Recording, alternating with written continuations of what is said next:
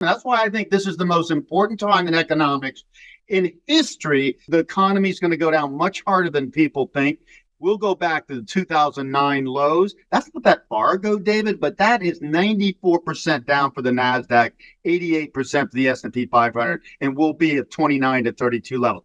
For stock market and real estate, people know what 2008 and 9 was like, okay? Multiply that times 1.5. Markets are rebounding on Tuesday following Monday's sell-off, but the worst is yet to come, says our next guest, Harry Dent, founder of HS Dent.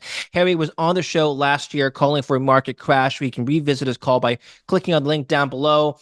We're up here to get an overview of what he said last year. We're going to get an update from him this time around what's going to happen, which assets could protect you from what he believes is a collapse of pretty much everything that's starting now.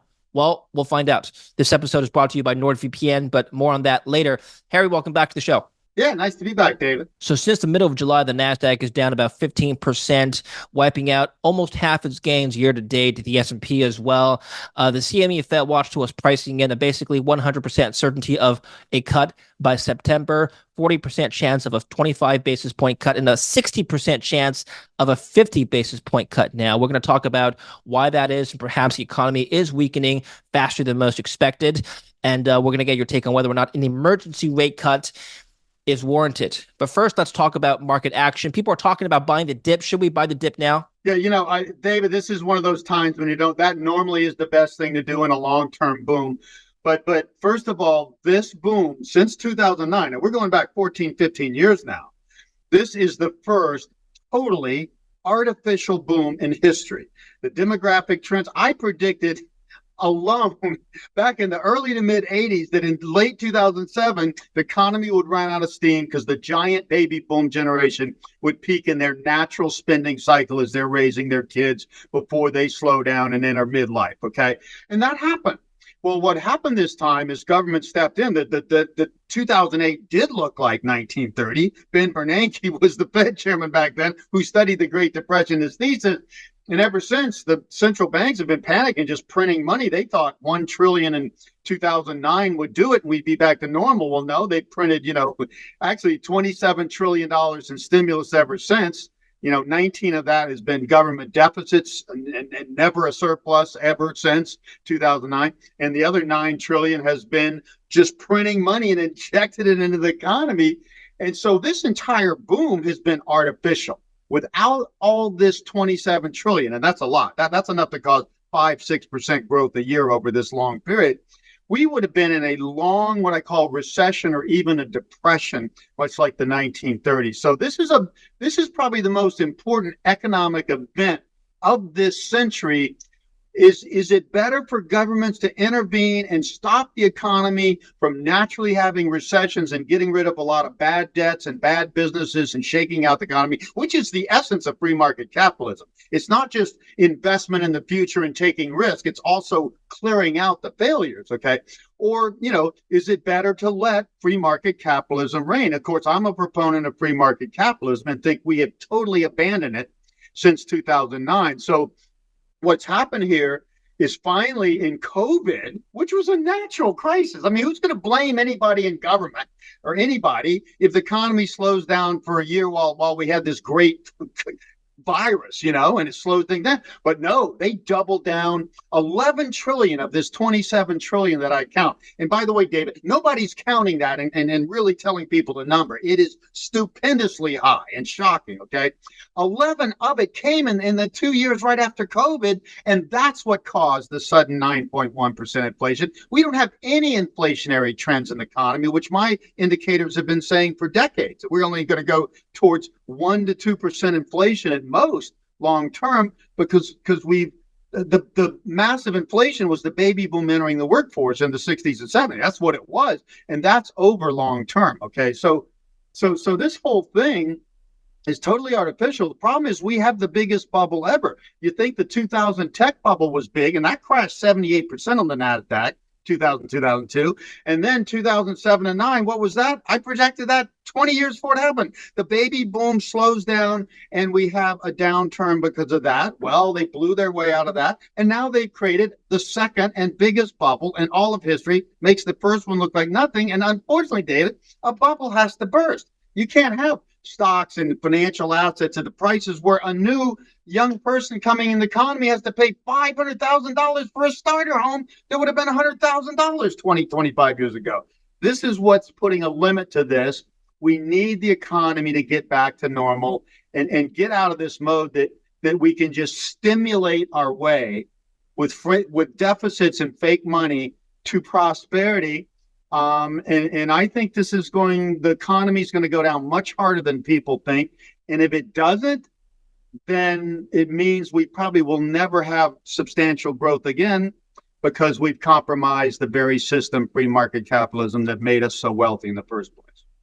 Before we continue the discussion, I want to take a minute to talk to you about today's sponsor, NordVPN. On this show, we regularly cover how to grow and protect your assets, but one of your most important assets is your privacy. Every investor needs to protect their digital privacy and footprint against hackers and potential viruses. According to Chainalysis, 2022 was the biggest year ever for crypto hacking, with hackers stealing $3.8 billion in cryptocurrency. And according to Duke University, more than 80% of U.S. companies claim to have been successfully hacked.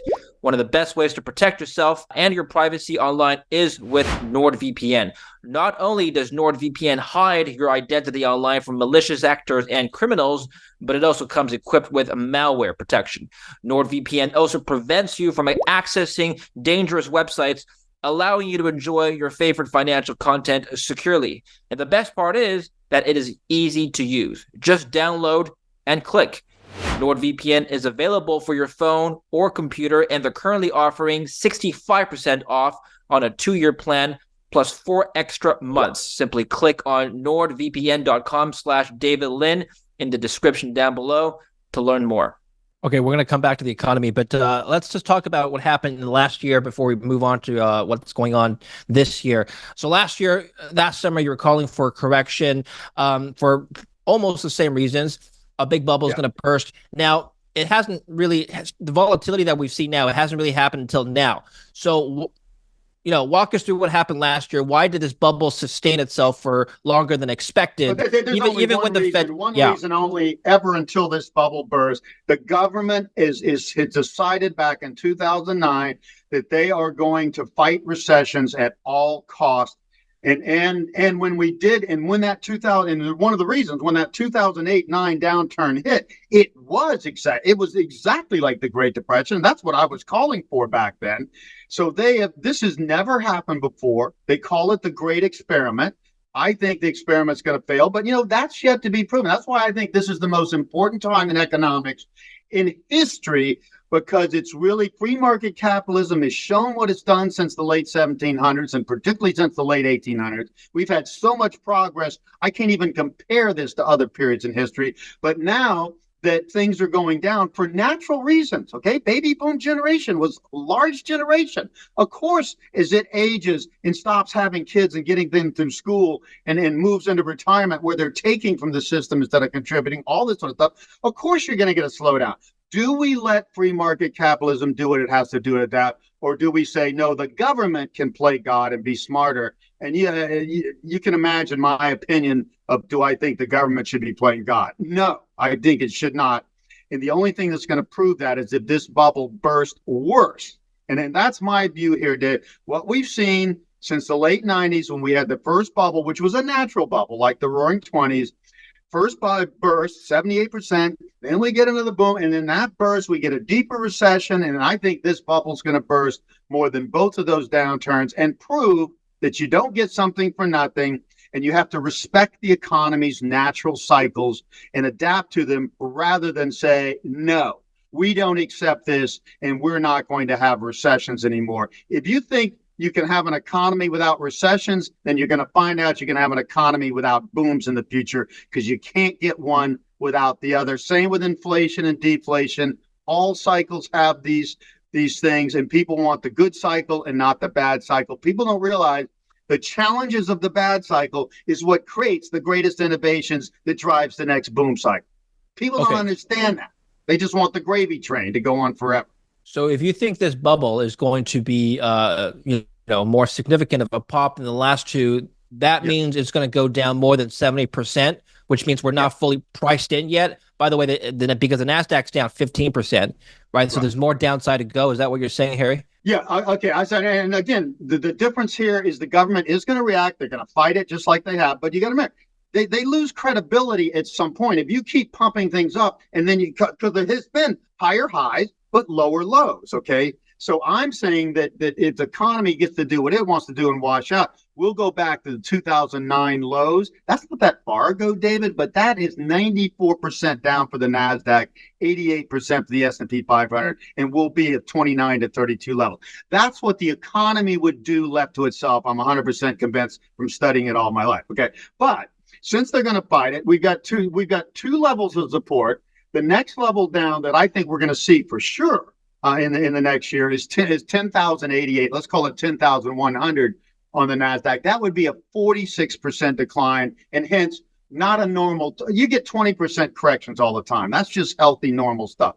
That would be a notable downturn, but nothing, just a recession.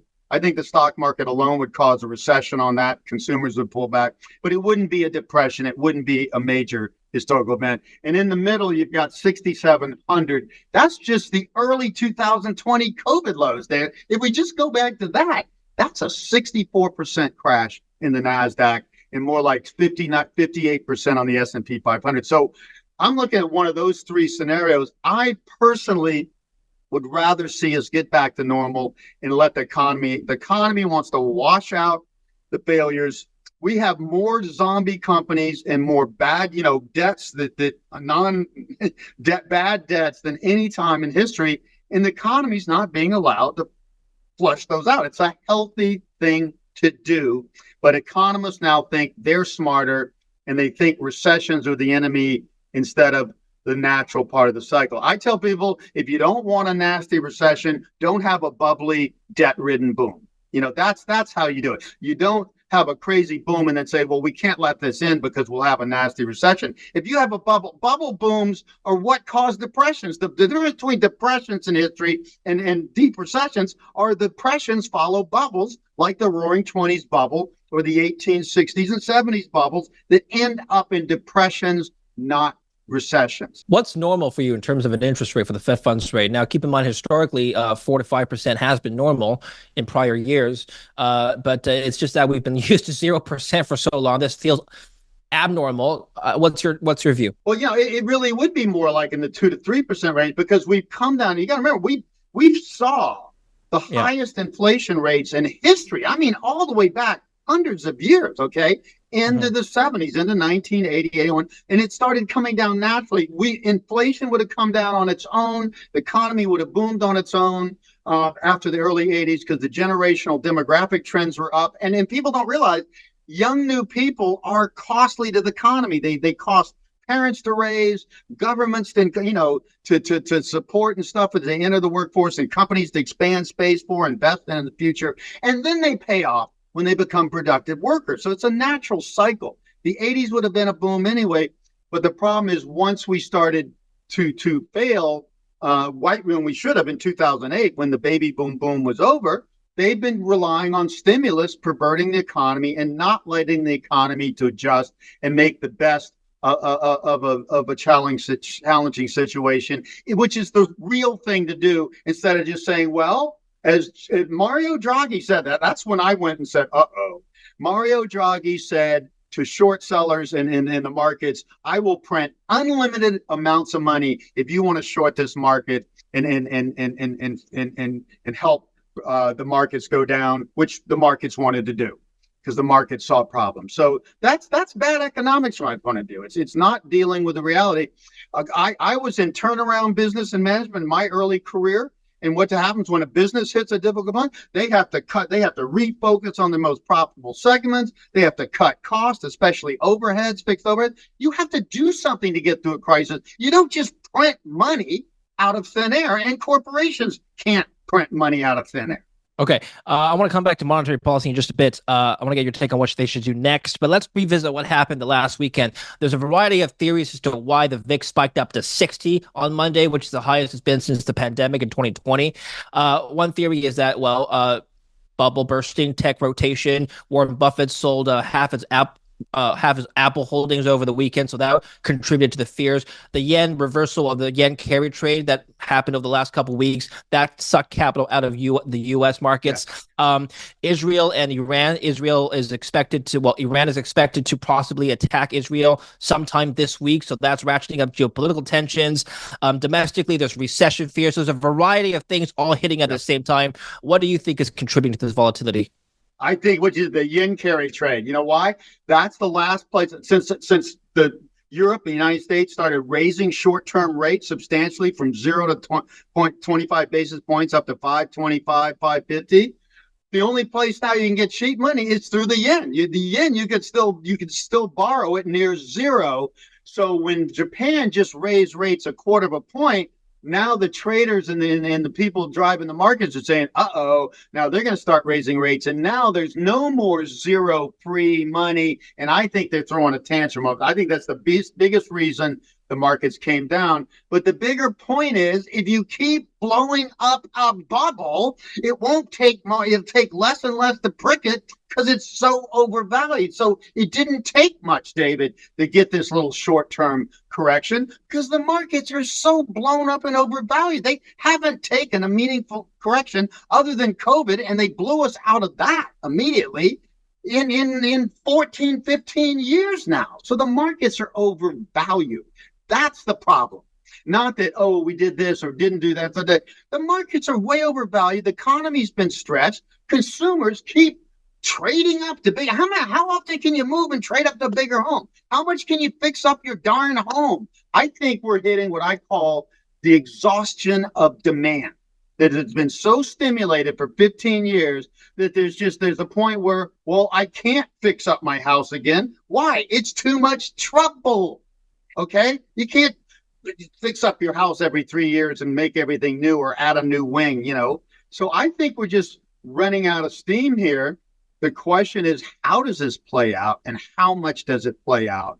I'm just telling investors the upside is very limited here, and the downside is the biggest it's been since 1929 or 1968. And more like 29, because this is a real bubble. So the 60s was not a bubble economy. It was just a strong economy that also ran out of juice. For the same reasons. A generation peaked in their spending, and then a bigger generation at great cost entered the workforce and caused the highest inflation in history. So you had down demographics, up inflation. That was 68 to 82, okay? Well, this is more like 29 to 42 when a generation peaked in spending, and you've got excess capacity and a smaller generation to follow, and you end up in a deflationary economy like the 1930s. So now we're not fighting inflation, we're fighting deflation, and that's why governments keep printing more and more money. They're trying to stay a step ahead of deflation, and I'm sorry, folks, the economy's bigger than these governments and central banks, and a lot smarter, and been around for zillions of years. I think the economy should be allowed to wash itself out, and we should be woman enough to deal with this and quit just taking the easy way out, which just means exponentially printing more money and spending money we don't have as governments. It's ridiculous. All right. What's your view on economic health? Now, on last Friday, the unemployment rate ticked up to 4.3%, triggering the SOM rule, which is that it states basically if the 3-month average of the unemployment rate rises by 0.5% higher than the minimum of the last 3-month average of the previous 12 months, then we're getting a recession, right? It's pretty much worked in almost every single other recessionary period in the past. This time might be different, they say. Is it different? No, I don't think so. I think that is a sign. And again, I think this exhaustion of demand, I think there just is nothing you can do now. And again, to me, the government could have kept this going a little longer. I'm not a fan of that, but they could have kept longer if they hadn't overreacted to COVID. That was the big mistake here. Again, who would blame anybody if the economy slowed for a year over a natural threat called a virus everybody was getting? Of course, that's going to slow the economy. And some people aren't going to come into work and da-da-da. Some people aren't going to spend as much money or whatever. Actually, they did buy more houses. That's why houses went up the most. But that was an unnatural thing. So again, I just say the government's playing a game This has never happened before. Everybody thinks they did this in the Great Depression. They did not print massive amounts of money to fight the Great Depression. The economy did wash itself out, and it did after World War II, which was a distraction, create one of the greatest, happiest times in history. I mean, the economy works, and I think the error is thinking that governments have to fight recessions. That's their job. Recessions are bad. No, I'm sorry. I'm a turnaround manager in business. I learned in my first few work with companies in trouble that crises are valuable. Crises force you to change and re-examine everything, and change comes 10 times as fast than a crisis. That's why we have crises now and then, and we shouldn't fight crises. We should react to them in the right way instead of saying, oh, we'll just print money. I mean, what's easier than printing money out of thin air? I mean, I think this is going to go down in the history as, David, what were they smoking?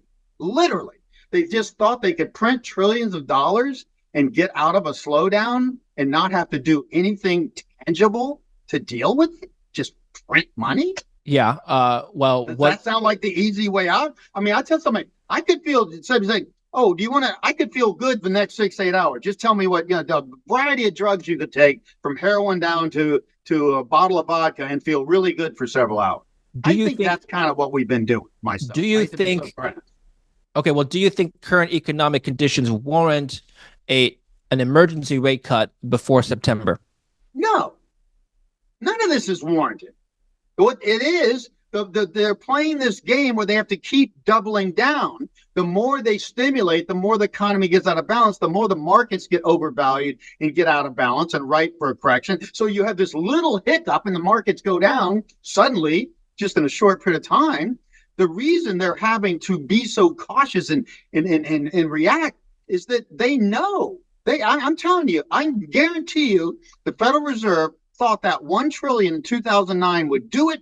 The economy would get back on track from its little financial crisis and get over it, and we'd be back to normal. They didn't realize that the largest generation in history had peaked in spending, and we would be fighting slow growth for more than a decade. My indicators showed that decades before it happened. It's simple. A moron could understand this, okay? They don't understand that because nobody in the Federal Reserve ever had a real job or run a business. Find one Federal Reserve chairman that's run a business or particularly started a business. You won't find one, period. Here's my theory. Stimulus is not over in history because the next crisis, whatever that may be, eventually a next crisis is going to hit. The government is going to have to stimulate even more because the GDP presumably by then in nominal terms will be, will be bigger. That sounds like every addiction in history. It takes more and more. In this case, I call it a financial drug, more and more of the drug to get the same impact until the drug itself kills you. That is what addiction's about. And any type of drug or addiction, doesn't matter what it is. Our economy's been on financial drugs since early 2009. It did not happen in the Great Depression, didn't happen in any other depression or financial crisis in history. This is a new thing. That's why they call it a grand experiment. And I'm saying, we have perverted the economy beyond compare, and the only proof of that is when the economy finally just falls down, like somebody finally does before they go to rehab when they're addicted to some powerful drug. The monetary argument against a bear view is that the Fed would probably stimulate if the stock markets crash too much because according to some people, their third mandate is to have financial stability. They don't want, a 70% correction in the NASDAQ. Do you agree? Yeah, that's what they will do. But there's a point where, they have not been doing that recently because that's why I say COVID was the mistake. They reacted to a natural crisis that was not a threat to the economy. It's just a short-term crisis. We had the influenza in 1918 to 20. Same thing happened, okay? That just came and went. So by overreacting to that, they got in a position where they overstimulate the economy, and they're having to tighten. They had to get that 9.1% inflation down, which they've largely done. But, it's getting hard to get from that 4 down to 3 down to 2. And that's part of it, too. So, again, and you have to put about a 1.5 year lag on stimulus or tightening. This tightening hasn't fully hit. We won't know until, I'd say, the end of January this year, how much this tightening hits. And I think it's going to hit harder than people think because the stimulus was still flowing through from COVID. Okay. Well, that's now gone. And now the tightening has to hit fully. And it's going to take another 6 to 8 months to feel that. So I think that's when we'll know the truth. And yes, the government will tend, if the economy weakens, they will tend to do more of the same. Well, we'll just stimulate more. Well, wait a minute. We've already been doing this for 14, 15 years. We keep having higher highs. And then when we have a crash, we have lower lows. Well, that's how you finally end up in a depression. I think the markets, when they get a crash fast enough, hard enough to be a step ahead of the central banks, is what causes the next. I've been saying this for years, that the market crash will cause the next recession, not the next recession cause a market crash. Interesting. So we're not keep building a bigger bubble. It has to burst at some point, Dave. What do we have to have the Dow go to 60,000, 100,000, a million? At some point, this damn thing will crash, period. Are you saying we're not get that far? Are you saying we're not in a recession yet, Harry?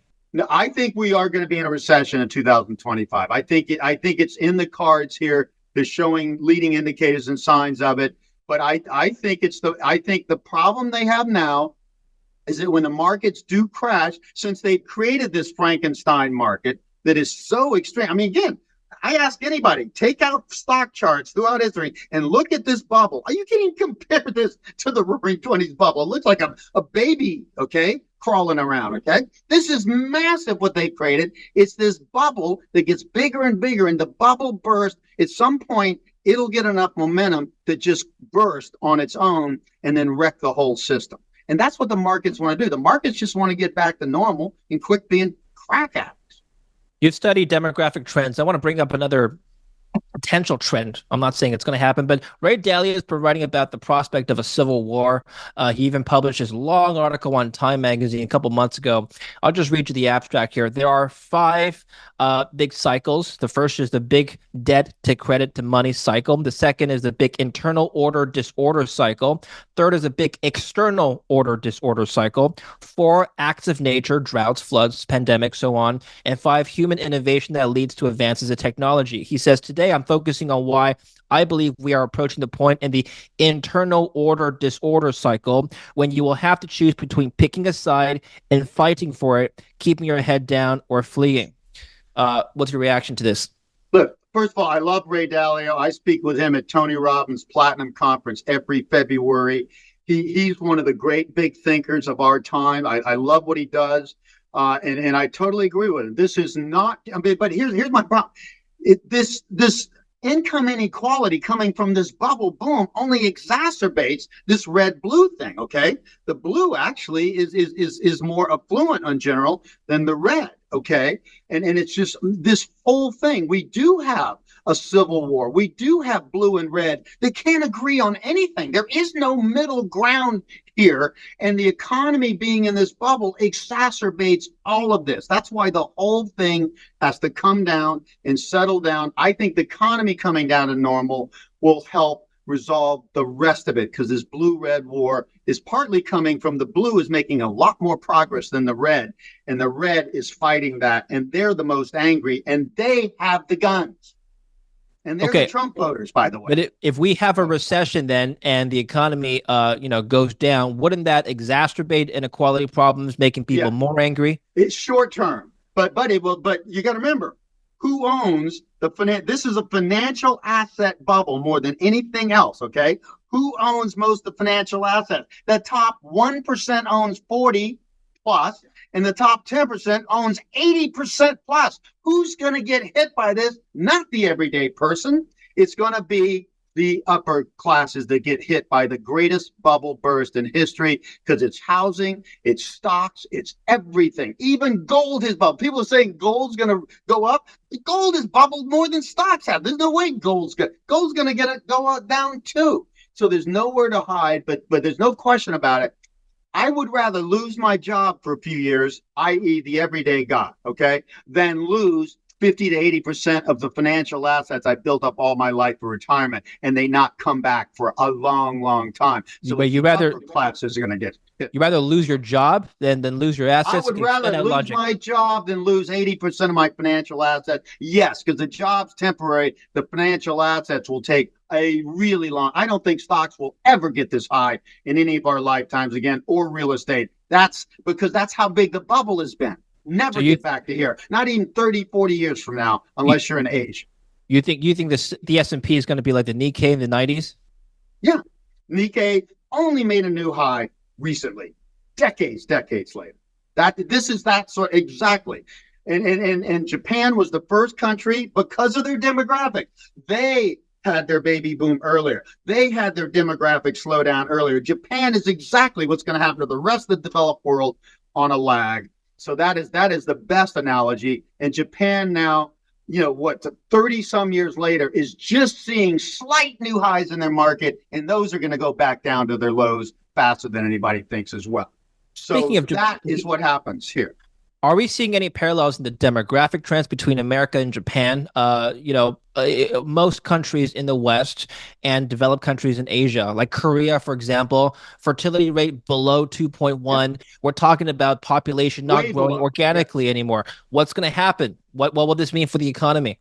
This is how the history is with Roman Empire. Anything, an area gets affluent, they get more and more affluent. The affluence causes people to have less kids. The more affluent people get, the more they can think about the future, and the more they rather have fewer kids and get them into the best schools and colleges, and not just have tons of kids. So affluence is the enemy of births and always has been. So the entire developed world, which is mostly the Western world, but now increasingly Eastern Asia, and China the most up and coming, but never to get there from my point of view. These stores are all maturing demographically because they got so affluent. The emerging world never got that affluent, and they still have a lot more younger people and a lot of demographic strength. Most of the emerging world doesn't start peaking until 2050s and 60s, and some of them, Africa won't peak until 2100 on the demographic curve. So demographics is important too, but right now, this world crisis is about the most affluent, demographically favored countries peaking demographically, and governments trying to stimulate to deal with that rather than do something more meaningful. And then you have the biggest bubble burst in history, and that brings down the whole thing. And all I'm saying, David, I can't change this. You can't change it. No politician at this point can change it. I'm telling people, get out of the way. The best thing to do is get in the highest quality treasury bonds. 30-year treasury bond be the best single thing you can buy. It's a leverage play on deflation. It wants deflation. It wants rates to go in after you've locked them in for 30 years at 4.5%. It wants rates to go to zero while they're stimulating and the economy's going into negative growth. Those treasury bonds will go up, while stocks and real estate and everything that's bubbled, and everything has bubbled, by the way, goes down. And that's the one way you can not only protect yourself, but make money in this downturn. And if you do that, and I'm not going to talk many people into doing that. So people say, well, Harry, you're going to work against this thing. No, I'm never going to reach enough people to even come close. I'm just trying to protect a couple percent of people out here, so everybody doesn't have to lose everything they worked for 30, 40 years, because that's what happened in 29 to 32, and that's what I think's likely to happen here. Governments are still going to fight it, but again, they've been fighting it for 15, 16 years. They lose credibility. They run out of ammunition at some point. So you think long-term yields are going to come down, 30 years going to go up for bonds. Why is gold in a bubble? 30-year value is going to come up because the interest rates on new treasury bonds are going to go down towards zero. Right. And, they already hit 0.4% in 2009. They already, in the last downturn, they already hit, people say they can't, they already hit 0.4%. I think they're going to go zero to negative.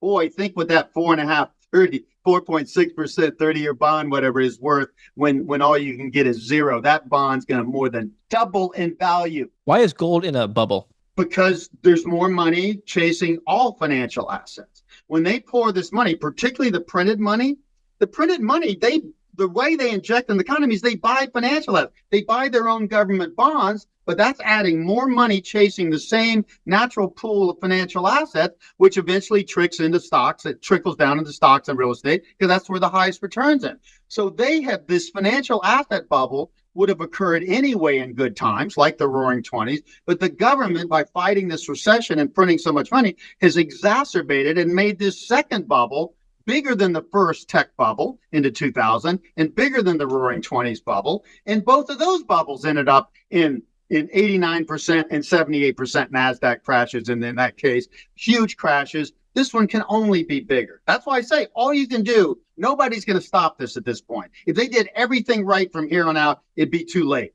Okay. All you can do is get out of the way and be happy to make 4 to 5% on a AAA corporate bond or a 30-year treasury bond or a 10-year treasury bond, and then sit this thing out, and then you can reinvest when stocks are down 70, 80, 90%. And yes, that's what I'm calling for. And yes, they say they can't happen, but it does happen once in a lifetime. And it did happen from 29 to 32 in a bubble that makes this look like there's nothing compared to this, and nowhere near as global on top of that. Okay.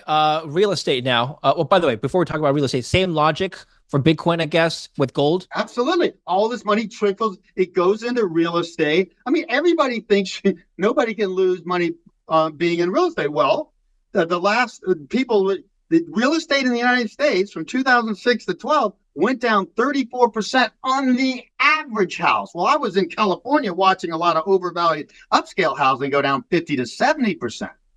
I'm saying, and this is my simple rule here, for stock market and real estate, people know what 2008 and 9 was like, okay? Multiply that times 1.5, 1.5 times. Instead of a 57% crash in stocks, you get 88% in the S&P 500. Instead of a 34% crash in real estate, you get 50 to 60%, okay? That's what I'm saying. I know it sounds crazy, but anybody that would tell me that this bubble's not the biggest in history, I would say, you're the crazy person. I'm looking at real facts, and I look at real facts, and I look over long-term history as far as anybody on this entire earth looks. And if this isn't a bubble, I will eat my hat. This is a bubble. Crystal clear. And bubbles burst every single time in history, especially this magnitude, no exceptions. So if it doesn't burst, then we are in a new era, and I'll have to apologize for missing something that nobody could see. By the way, the real estate bubble hasn't really collapsed yet because the mortgage rates have been locked in for most Americans, and that's been the main reason. Some people have said that's going to be the reason why it's not going to collapse, even if mortgage rates stay a little bit higher. A starter home that is no different than the 100,000 home 25 years ago is $450,000, and that is not something that's sustainable for people entering the workforce. All right, so you like the 30-year bond value. Anything else you like in this bubble?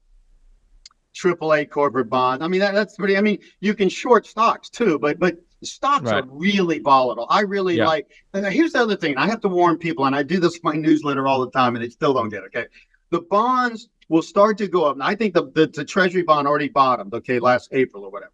They're going to start to keep appreciating. But when the crisis really emerges, like it did in the second half of 2008, remember, stocks peaked in October 2007. It was the second half of 2008 that we really fell into the high unemployment and the economy fell apart. The Treasury bonds went up 40 to 50% in value in a matter of months. They were the safe haven. It wasn't gold. Gold actually finally went down, only 40% in that time, which was better than every other asset, but it still went down. Gold is not and will not be the safe haven, not the worst place to be. The Treasury bonds proved it in 2008 and 9. And then my rule, 1.5x, Treasury bonds will probably go up more like double, 60s, 80, 100% in a downturn. And they're the safest assets you can buy because the U.S. government can print money to pay off those bonds if they have to, unlike corporations. Okay. They will be paid off and they will be the safe haven.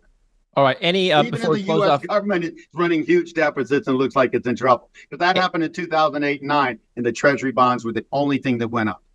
Any stock, before we close off, any stock sectors you think may outperform this bubble collapse? Lockheed Martin, for example, went up a lot in the last month. Speculation of war, some say. Anyway, I'll leave it to you. Yeah, the best stocks will go down less. They'll be down 40 when the market's down 80, that sort of thing. There is, and there might be some crazy company. If you can pick that, then you're already rich anyway, and you're a genius. Okay, so no, this is something like this, 29 to 32. You find me more than 1 out of 100 stocks that went up in that time, and I'll fall down and say, boy, I'm an idiot. So no, the only thing you do, and again, we're talking a short period of time. Even the 29 to 32 crash only lasts 34 months. And then stocks made a low that was never, ever, ever seen again. And we will never even see it after this crash, if I'm right, at the extreme. Okay. So you just have to say, look, we've had a great bubble. There's no cure at this point. The bubble's going to have to burst at some point. And I'd rather be making 4 or 5% in a 30-year treasury bond. And then if there's a crisis, that treasury bond will be one of the few things that goes up, and it will go up dramatically, and be happy. And if I miss the boom, I mean, again, have I been wrong? Yeah, the boom just keeps going. It's going to keep going till it blows. This is a go till you blow scenario. And I think it's already starting to blow here again, because they could have made it, kept it going maybe one more year, but they blew it on COVID. They didn't have to stimulate $11 trillion in 2 years over COVID. It was a natural crisis that would have gone away on its own. But they knew. The reason they did it, David, is very simple. They didn't plan to do more than $1 trillion in 2009 in the first place. They know that the economy's weak because they've had to keep upping the ante and stimulate more. If the economy had any underlying health, they wouldn't have had to put $27 trillion in the economy of the last 15 years. So nobody knows how weak the economy is better than the damn Federal Reserve. Okay. They're not going to tell anybody because people would panic. Well, Harry, I appreciate your insights. Again, people can check out our last conversation from last year. And of course, if you're already here, you've already watched all of today's insights. So thank you for staying till the end.